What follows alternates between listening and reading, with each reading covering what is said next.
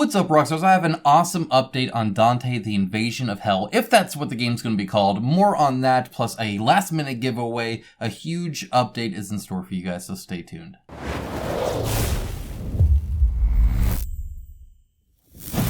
Alright, obviously a verbal disclaimer here. I'm working with Creative Game Studio. They are the developers of Dante and the Invasion of Hell. I have been following this game for a long time now, but now that I'm working with them, I'm going to disclose this to you. So just know that going into this, this is just going over an update and giveaway. I'll actually announce that first, and then we'll go into the nitty gritty. But I want to make sure you guys have the links in the description below, of course, to this, because there is a giveaway that ends in like a day. So I'm posting this tomorrow. I'm recording this right now, 2 days left. So about a day left. This is your last chance to do this.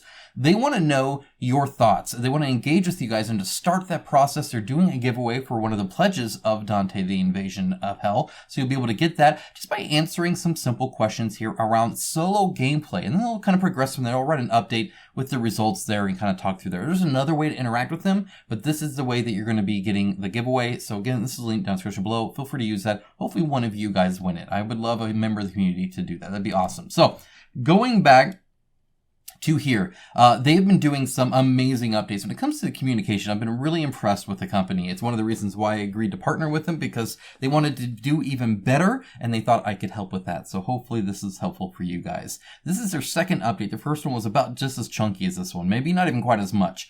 Right here, they're going to be talking mostly about the two game phases. We're going to be learning about some actual game mechanics and some design philosophies. They're also going to be talking about an article that talks about the storytelling. I'll mention that in a little bit. The newsletter, I'll mention that in a little bit. And the community giveaway, which I just mentioned to you guys. So moving on down the list here, we start with just talking about the first one, which is, of course, the story itself, like the setting itself, right? So they're talking about Morrow. Hopefully I'm pronouncing his name right. He is the kind of a new member of the CGS team. He joined to head Dante, to work on Apocalypse, and now he's also working on Dante here. And what they're saying here is anyone who's familiar with the Divine Comedy or has played games from the Diablo franchise, they've all kind of felt this love for this kind of theme. So I wanted to point that out because, well, it's obviously called Dante, and they're really trying to, go towards that. There are other, not necessarily inspirations, but if you like other things, you might still like this. Not everybody is familiar with the Divine Comedy, and as such, not all of you will just be drawn to that IP. However, even just like if you've been playing the latest Diablo lately, Diablo 4, this would be something that would be interesting to you. Or maybe Diablo 2 back in the day, Diablo 1 back in the day. Just stuff like that. That's really what they're kind of going for here. So they decided to make this a boss battler that's heavily focused on a narrative-led exploration. A huge amount on that in just a little bit. So we'll be talking through that kind of in depth in a little bit. But suffice it to say, they thought of kind of a dungeon crawl at first and went to a boss battler, and there was a reason for that. They wanted to keep the development scope tight, which I super appreciate to see anytime I see anybody doing crowdfunding with a tight development scope. That is awesome. And that's essentially what they're saying is we don't need to make like 500 million scenarios. We just need to make a well-crafted, interesting kind of game to play through. Think closer to something like Oathsworn than something like Massive Darkness, if that makes sense. There'll be two main game phases, the narrative exploration and the confrontation, and because those are the only two, they can put the effort into each one to make it as strong as possible. That being said, you only need to play one of those. I'll tell you about that in a moment as well. That's some great art to kind of show here. It looks like, I don't know if this is just like different colorations and designs of the same thing, or if they're different. Like, notice he loses the belt buckle kind of somewhere around here. I don't know what this is, but it's kind of cool. I dig it. And this is the Spear of Destiny. Looks like a Spear of Destiny to me, I suppose. So we're going to start with the confrontation phase. Obviously, that means boss battle, right? So there'll be different bosses found in Inferno that you'll be battling in this phase. And the way you're actually going about it is a lot different than perhaps what you've normally done, because you're moving away from a simple move and attack sequence that you kind of do. You move and attack, and then he moves and attacks, and then you move and attack, and then they move and attack. They're trying to like get away from that kind of bog standard boss battler that I think we're kind of all used to, especially with dungeon crawls now including more bosses. I feel like that's very common in those as well. So instead, they're going to be focusing on player interactions and cooperation. They're also going to be doing their typical three-dimensional surfaces and objects, and that adds to the gameplay because now obviously you're playing in 3 dimensions. But you can also do a lot of points of interest interactions, or interactions are going to be much larger in this game than probably any other one, where you can do it with different surfaces or objects or furniture. You can just interact with all these different points and do different things. We're going to have an example here. So sometimes you may want to move towards a safer position to be protected from an area of effect attack based off the map layout, the scenario layout, or you can get higher attacks, or you can get higher so that your attacks are more impactful. So you kind of have damage. Like I was just playing Warhammer, and of course that's in there, right? Where if you're high, you can shoot down on people, stuff like that. So these more advanced games often have stuff like this. There's also fall damage. There's collisions. And there's also the opportunity to use furniture as improvised weapons. This is something they've hinted at before, and they'll explain it a little bit inside as well. But you can even be used as a weapon. We'll talk about that as well. Monsters can jump down from high ground and deal damage around them, so these area effect things, stuff like that. Grab heroes and smash them against the pillar, or grab pillars and use them to smash the heroes. So they can do a lot of different things, and all that's going to be in the dynamic turn system they have, where players freely alternate performing different actions. So it's not just like I do all my actions, you do all yours, you do all yours. That really helps make it to where the entire player turn, right, is like a combo attack, really. It's all of you guys working together. It promotes a lot of table discussion, that all the different player interaction and cooperation, all that kind of stuff is in there, which is really, really cool. So is the boss battler aspect of the confrontation phase unique? Just consider this chance sequence from Amaro's recent playtest that happened for the first time in well over 30 different games. Okay, so they're fighting Minos here, right? And he's about to lose. However, he suddenly breaks into a run towards the nearest hero, grabs him with one hand, carries him toward another hero, grabs him with the other hand, and through the effect combined with the next card that activates, he smashes the two heroes against each other and then throws one of them against the wall, effectively winning the combat. So it just bursts out and attacks like that. Kind of reminds me a little bit of Antrespass Odyssey there, where like even at the last little bit, you're not out of the game, you can still win. And that's what they're saying, is even though players can do that, bosses can too. So they notice that when they say stuff like that, when they talk about what happened during the latest gaming session, they feel like they're describing a scene from a movie instead of a board game combat encounter. And that's exactly what they want to experience every time they play. So that's kind of the idea, is you're making your own stories even in the gameplay itself. You're like, oh, remember that one time when this happened and that happened. You'll be able to have those conversations. It won't just be the typical move forward, do 2 damage, move forward, do 2 damage, move forward, do 3 damage, huzzah, right? None of that kind of stuff's going on there. So let's talk about the world of it, right? They want a world that's alive. And what that means is that things happen with or without your presence. Time passes. Every character you interact with has their own agenda, and it's not just do whatever player character wants. They have their own reasons for being there, their own motivations, and their own likes and dislikes, separate from you or even what you say. And events will take place without your interference as well. Just time will pass and people will move, stuff like that. Your choices will have an impact on the story, mold the world of Inferno, and affect the lives of its inhabitants. It's not just about getting an advantage for an upcoming fight, more than that in a little bit. It's about carving unique paths through the 9 circles. So they really want to focus on making it to where the story stands on its own. And what I mean by that is that experience isn't just taking it from one thing to another. I'm going to take a quick aside to go over to this world building article. Again, all this is linked down below. And this is also linked in their newsletter. So in their newsletter, they have a whole bunch of stuff. For instance, they have stuff about Dante. They have stuff about the giveaway. They have stuff about Chronicles of Drunagar and Apocalypse. Then they, of course, have the article I was just mentioning with the world building. They have the giveaway. They have a video that I did covering some of the stuff and community highlights. They're going to have a lot of stuff like that, so stay tuned for that. If you are part of their newsletter, obviously you're going to get all of this information yourself. This is a very long post talking about some amazing stuff. I'm not going to go over it all, but I will read the relevant parts to what we were just discussing. So the designer asks, have you ever played a game where the story, as interesting as it might be, felt like cushioning put just to introduce the next encounter, as if the story was just a bridge between the fights without extra function? In other words, it's the same idea that a lot of movies are sometimes made, where they actually start with the set pieces, and you have these set pieces, and then you just have to fill in the blanks to get from set piece to set piece to set piece, this sequence to this sequence to this sequence. boss battle to boss battle to boss battle, and the rest is just filler to get from point A to point B, or circumstance 1 to circumstance 2, or scenario 1 to scenario 2, and that's all it really is. So they're really focusing on not doing that. In fact, they are even saying that they're not going to add gameplay sessions for the sake of having them, which will inevitably hurt the coherence of the narrative. If storytelling is the primary aim, the gameplay encounters are there to enrich the story. In other words, they're not just adding more story. Think stuff like Gloomhaven, where you have like 800 million scenarios. Most of them don't matter to the story so much. You're just there for more gameplay, which can be fine if that's your focus, but that's not their focus. That's why they went with the boss battler versus dungeon crawl. Their focus is a tight story. So let's go back to that and kind of what they mean by that. If you learn something about Minos, so here's an example. If you learn something from me that Minos doesn't know, will you tell him or not? When you meet the character asking for help, will you help them or not?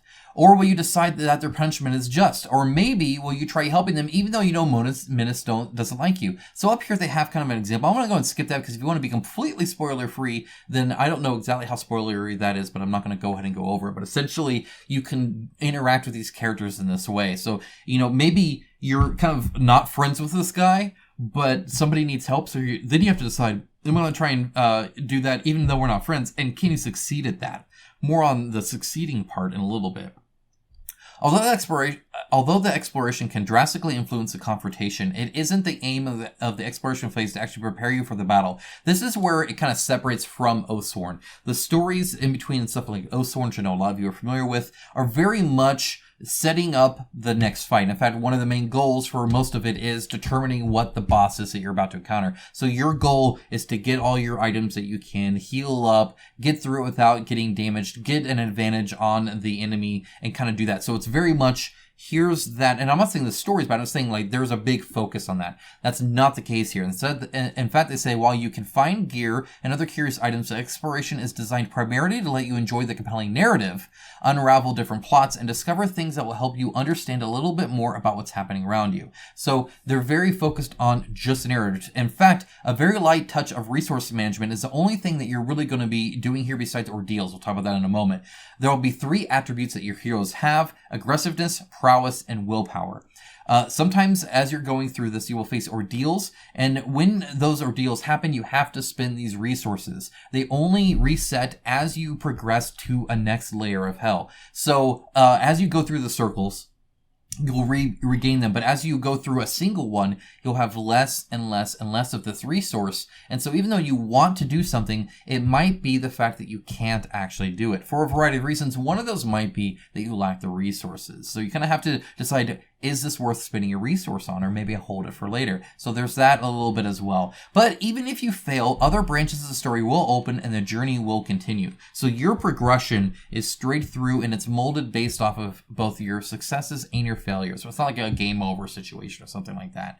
In fact, if it's your preference, it is also possible to skip the confrontation and only play through the story. So if you want to actually go through this game and only play the story and the narrative and explore that, you can do that and not even bother with the boss battlers. Most games, like Madara and a lot of these other ones, Oathsworn, have essentially an abridged version of their story where you can pretty much skip the story and just do the gameplay. This one is doing the opposite, and that, to me, this is a personal opinion now, is something of a gamble. It's them saying, we believe in this narrative, we believe in this theme and this story, and we think a lot of people will want to do that, maybe even more than play the boss battler. If you're just interested in that, you essentially get the footnotes of the boss battle instead of the footnotes of the story. Fantastic and interesting and unique way of doing things that I've not seen done before. I think that's super cool. Is that something you're interested in? Let me know in the comments below. Let them know in their comments. I would love to hear your thoughts on that. Have a discussion around it, and I can in turn also discuss what you guys are saying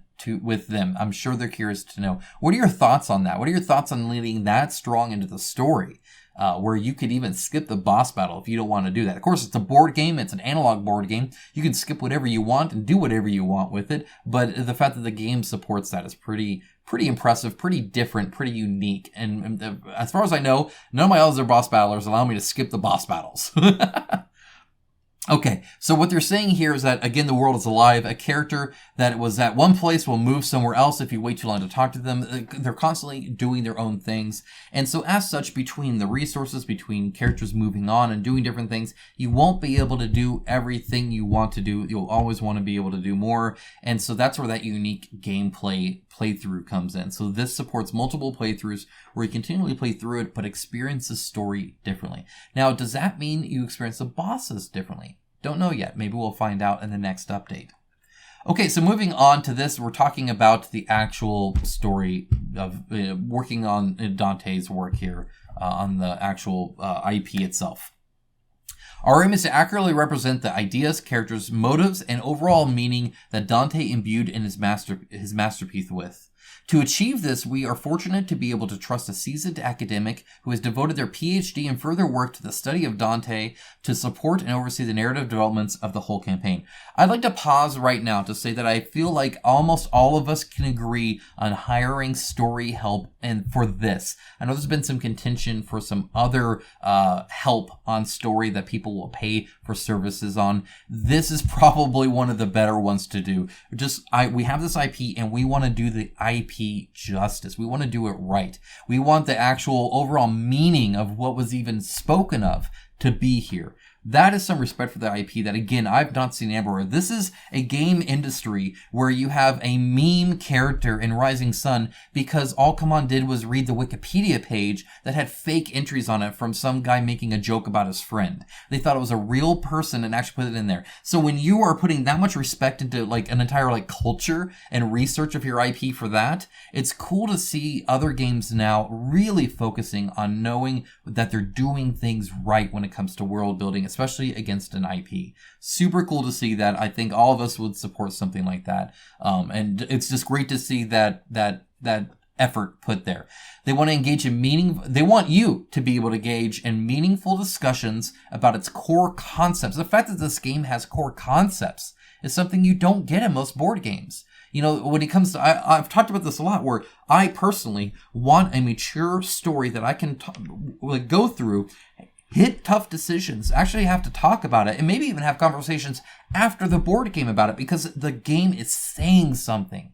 In other words, I'm ready for an adult game, and I don't mean adult as in gratuitous violence, or in other words, I don't mean adult as in immature, right? Where it's just over the top and there's cussing everywhere and blood and guts and, you know, all this other adult content. I don't mean that. I mean real, mature, like actual, meaningful stuff. Not just drivel, not just, oh, the elves don't like the dwarves. Okay, well, that's not mentally exciting for me. So super stoked about that. I love that. It is crucial for us to approach this endeavor with humility, recognizing that we are crafting an epic adventure based on a literary masterpiece. In other words, let's hope we can do it justice, as opposed to, oh, we got this. How many times have we seen like a TV show recently that's based on an IP that the year one screenwriters think that fresh out of college they can tell the story better than the author did? How many times have we seen that? Talk about almost all of them except like the actual Lord of the Rings trilogy. Besides that, where they said the exact same stuff. Our commitment lies to remaining loyal to the original story. That's almost a direct quote from Peter Jackson here. This is not The Hobbit. This is not The Witcher. This is not Wheel of Time. This is not all these other things. This is Lord of the Rings trilogy stuff when it comes to their appreciation for the IP. And I think that's super cool. Super cool to see somebody saying this. It's about time we got some humility in here. My goodness. Dante won't be able to interfere with the way you choose your progress through the story. So he will be there. He will let his opinion know. He will comment on stuff that's changed and all sorts of stuff. But he won't be going through and saying, no, don't do this or that. He will speak to you often, sometimes expressing a wish for the characters to try something he did not try during his own journey, but he also recognizes that other people think differently, and you might choose to do other things. But you will know if what you're doing he kind of disagrees with. He'll let you know, but he won't stop you. Okay, here's a link to the world building article. I already showed you that earlier. The giveaway, they want to know what you think about the solo. Again, you have 1 day left to go. Link in the description below to that. And yeah, you get to actually win one of their pledges. So that's super cool. And they just love to know what you think. I mean, let them know in the comments even. They'd love to hear from you. They're definitely reading them. So a little bit more on that. What would you like them to write about next? Let them know in the comments. So link down in the description below is this. Go ahead and comment on that as well. Let them know what you want to hear. That being said, I'll let them know as well. So if you want to comment here, have a discussion with me here, I am more than happy to do that with you guys. And we can have a discussion, and then I can bring that discussion to them. I'll be meeting with them later to kind of go over that. There was one thing, I did share this too late for you guys here when it comes to the actual naming. They're kind of concerned that the word hell here doesn't quite fit. Like when it comes to like the invasion of it. So I like Dante the Invasion. I think it sounds cool. But they did have a thing here. I think the thing that won here was Dante: A Journey Through Hell, which I don't know. A journey sounds too casual to me. That's like saying the Lord of the Rings was a journey. I mean, yeah, technically, but a journey seems like a stroll more than a I don't know if anybody has a journey through hell at all. But anyway, some of the other ones are kind of whatever, but they actually have, they've been having a whole bunch here. They have a whole lot of ideas. They've been, kind of going through and, compiling all of these. So there's a lot here, but feel free to let them know. Maybe if you have a cool idea, you'll actually, get rewarded because they'll still take that. So, anyway, that's kind of the update here. I would love to know what you think about this. Personally, I love updates that are thick and content like this, where you not only learn more about the game, but learn more about the reasoning behind it. At the end of the day, we are crowdfunding creators, not necessarily just games. In other words, we are wanting creative game studios, Dante the Invasion Hell, not just, oh, here's a product. And so I really appreciate using crowdfunding to this level early on. Hey, what do you guys feel about Solo? Hey, here's our thoughts around this. Here's our goals around this. We don't think that name quite fits it. What do you think about that? Stuff like that's so meaningful. This is more than even just like Awakened Realms where they're like, which add-on do you want to buy? Right? Do you want this alien or this alien? Right? It's not even that. This is literally like, help us like invest in this and make sure we make this the best we can. And I think that's super cool. So of course, link down below is this update. Also a direct link to the project where you can click follow there as well. You can always click follow up here. Also, the newsletter, feel free to sign up for that. Let me know what you think about the game or what's going on with it, especially with the focus on narrative. That is so fascinating to me. Or if it's cool to, grab 2 players and smash them together and throw the other one against the column and kill them all. Maybe that's the thing you're interested in too. I'd love to know. Guys, thank you so much. Have a great rest of your day. I'll talk to you guys again very soon with a big news update, so stay tuned for that. Plus a review or 2 and an unboxing. All that coming up very soon. So subscribe for that and take care, guys.